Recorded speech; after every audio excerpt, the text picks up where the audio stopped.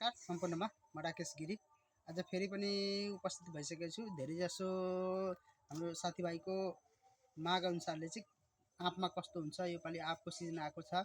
तराई भनेको आँपको लागि फेमस छ। हाम्रो यो तराई मधेस चाहिँ आँपको लागि फेमस छ। यसमा चाहिँ के गर्नुपर्छ भनेर भनिराख्नु भएको। त्यसको लागि एउटा सानो जानकारी चाहिँ लिएर आएको छौँ। अहिले आँप भन्नाले म्याङ्गो, फलको राजा होइन, किङ अफ फ्रुट भन्छौँ।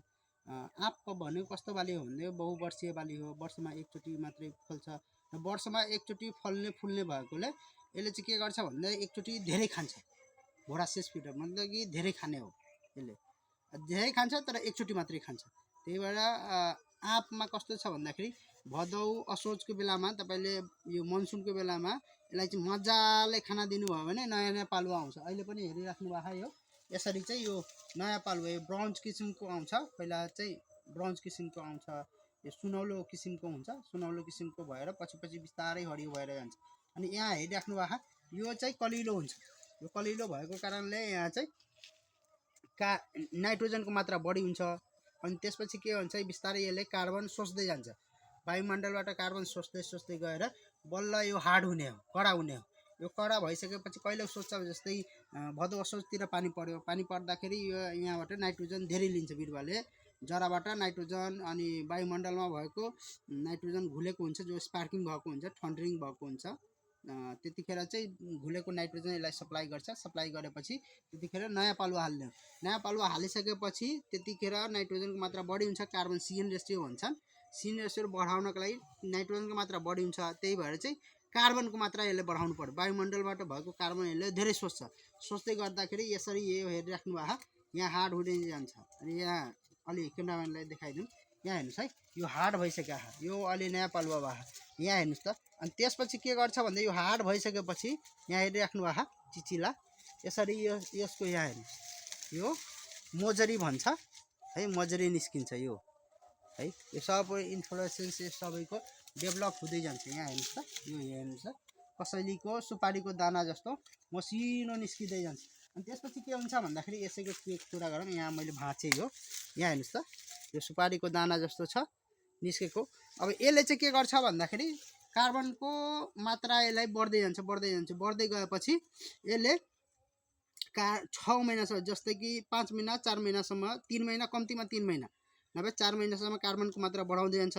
अनि त्यसपछि भदौ असोज भयो होइन, कार्तिक मङ्सिर पुष माघ भएपछि अब यसले चाहिँ यो कार्बनको मात्रा धेरै भएपछि यसले चाहिँ हार्मोन चाहिँ पुरै विकास गर्छ। हार्मोन विकसित भएपछि यहाँ हेर्नुहोस् है, यो चाहिँ यसको मोजरी लाग्ने हो। अनि त्यसपछि भदौ के अरे फागुनदेखि माघ फागुनदेखि यो मोजरीमा चाहिँ कन्भर्ट हुन्छ, इन्फ्लोरेसेन्समा कन्भर्ट हुन्छ। यतिखेर के गर्नु पर्यो भन्दाखेरि तपाईँले यहाँ अब के गर्ने भन्दाखेरि अब यो मोजरी लागिसक्यो, सुपारीको दाना जस्तो मसिनो आइसकेको छ भने अब यसलाई चाहिँ के गर्नु पर्यो। यो अवस्थामा हामीले मेन चाहिँ 4वटा अवस्था चाहिँ हेर्नु पर्यो। कम्तीमा 3वटा अवस्था नभए 4वटा अवस्था हेर्नु पर्यो। अहिलेको प्री इन्फ्लोरेसेन्सको अवस्था हो। यो अवस्थामा यसलाई चाहिँ के गरौँ भन्दाखेरि यो हेर्नु त, माकुराको जालो हेर्नु, यो जालो नलागोस्, पत्ता चाहिँ सफा होस् भनेर यसको लागि चाहिँ हामी एउटा काम गर्छौँ। अर्को चाहिँ यो मोजरी चाहिँ राम्रो एउटा स्वस्थ विकसित होस् भने त्यसको लागि एउटा काम गर्छौँ। र अर्को कतै यसलाई न्युट्रिसन लिनमा चाहिँ अलिक भनौँ न कमी होला, कतै केही भएको होला भन्दा त्यो न्युट्रिसन सप्लाई गर्नलाई एउटा कुरा गर्छौँ। अब पहिलो कुरा गर्दाखेरि यसलाई पत्ता यसको हेर्नु पर्यो साफा छ कि छैन। यो पत्तामा कस्तो हुन्छ भन्दाखेरि अहिले यहाँ हम है, क्यामेराम्यानलाई मैले यहाँ लिएर आएँ। हामीसित 2टा आँपको रुख छ। यहाँ हेरिराख्नु भएको, यो आँपको रुखलाई मैले लिएँ, पातलाई यहाँ हेरिराख्नु भएको। यसरी यो पातमा हेर्नुहोस् है, यसरी यो पातमा यसरी गर्नुभयो भने हातले हेर्नुहोस्, यो पुरै हरियो छ। यो यस्तो हरियो आएको छ भने यो भनेको के हो भन्दाखेरि अल्गी हो। यो एक किसिमको हो डिजिज त नभनौँ, पेस्ट हो, अल्गी हो यो। जस्तै यो पालि कस्तो भयो भने कार्तिकसम्म पानी परेको, कार्तिकसम्म लङ ड्युरेसन लामो समयसम्म पानी पर्यो भने यहाँ पातमा अल्गी डेभलप हुन्छ। यसले गर्दाखेरि बिरुवाले खाना बनाउन सक्दैन। जस्तै फलको साइज अलिक ठुलो भयो, निम्बु आकारको भयो, कागती आकारको भएपछि फल ड्रप भएर जान्छ। किनभने यसले चाहिँ पर्याप्त मात्रामा खाना बनाउन सक्दैन, जसले गर्दाखेरि फ्रुटले न्युट्रिसन पाउँदैन, खाना पाउँदैन। त्यसले गर्दाखेरि फल झर्ने समस्या हुन्छ।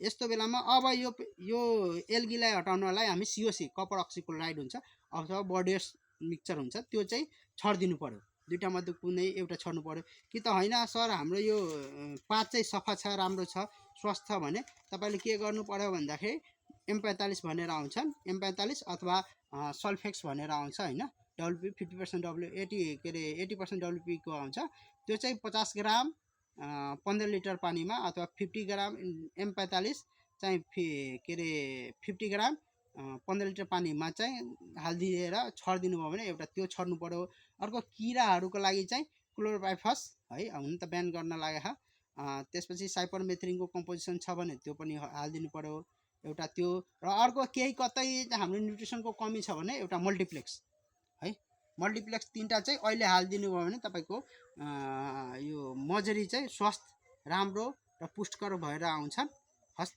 धन्यवाद